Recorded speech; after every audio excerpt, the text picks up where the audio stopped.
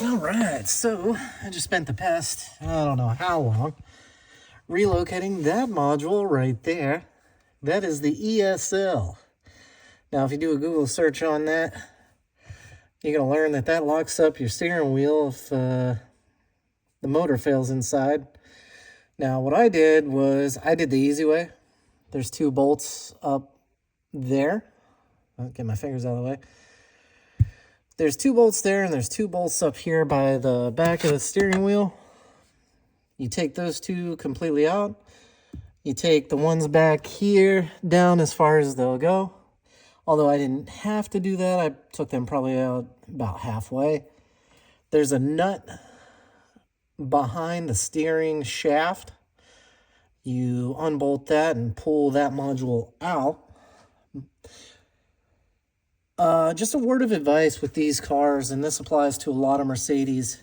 If you start hearing a motor sound when you plug your key in and turn it, and it just keeps getting louder and louder, the very first time it starts making that noise, that is your clue that the steering wheel is going to lock up very soon. So I started hearing that noise. I ordered the motor. I opened that module right there and replaced the electric motor inside, changed some things about how it works inside, and it is no longer in the slot that can lock the steering wheel. Now, I didn't document any of that because there's tons of videos on YouTube, and I didn't know if it'd be a risk. So, eliminate risk. Show everybody that that came from the steering shaft back over here, zip tied to what I believe is an HVAC duct. But the funny part about that is, and I've said it before in my videos, is that I have to put a brake switch right there. So, long story short, a little bit of insurance.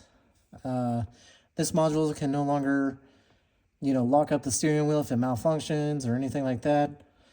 Guaranteed to be able to steer the car. There are some bypasses to that module. You can still start it. And I think that's how I'm going to set up my push button start for the car itself.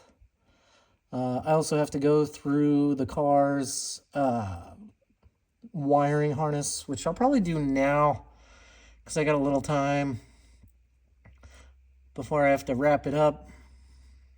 I thank everybody for tuning in, and I hope this is informational, especially if you have this car or you have a hot car like the AMG C63, or, even if it helps somebody with their Mercedes. All right. Next, I'll start dissecting the wiring harness for this car and see what we got to keep. Because like I said, we're keeping the ECM and all that good stuff. All right.